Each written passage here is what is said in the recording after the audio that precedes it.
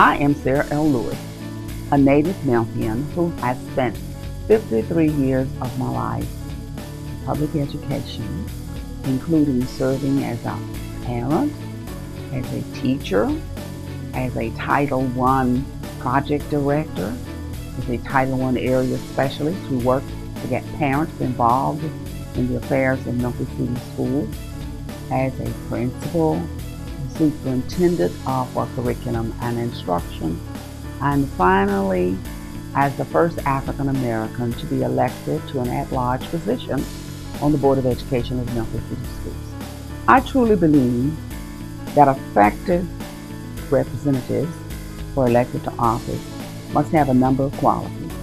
One of the very first is vision, to envision and envision what the community can look like, including its strengths and its weaknesses and its possibilities. George Thomas can do that. He has done that by looking at a special set of communities of students and school systems across the state of Tennessee who lack many things that he feels are necessary for them to succeed in school and in life. He has vision. That is a number one requirement for effective legislation. George also has vim, vigor, and vitality because elected officials don't work 9 to 5.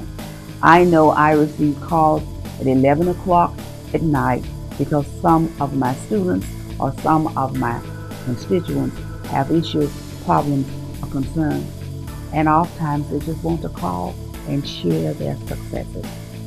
George Thomas has that vim, that vigor, that vitality, and that caring to do that. George Thomas, like other candidates, can't do things alone.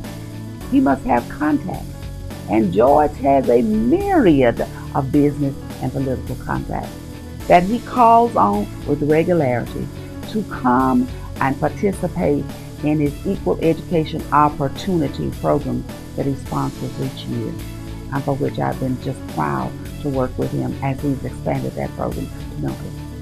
He gets CEOs who knows and understand what he is trying to do and are willing to assist and support him. We need that kind of vision. We must have that kind of vision. We must have the vim, vigor, vitality, and the steadfastness that will lift our state from where it is and propel it so that we won't consistently rank in the bottom when states are measured on such attributes as amount of money spent here and the number of resources spent there. George understands. And he has a remarkable way with the youth who will determine the quality of life, the quality of commerce, the quality of government in the state of Tennessee. And I am talking about children of all socioeconomic status and children who are from African descent, children are from European descent, children who are from Mexican and Spanish American descent.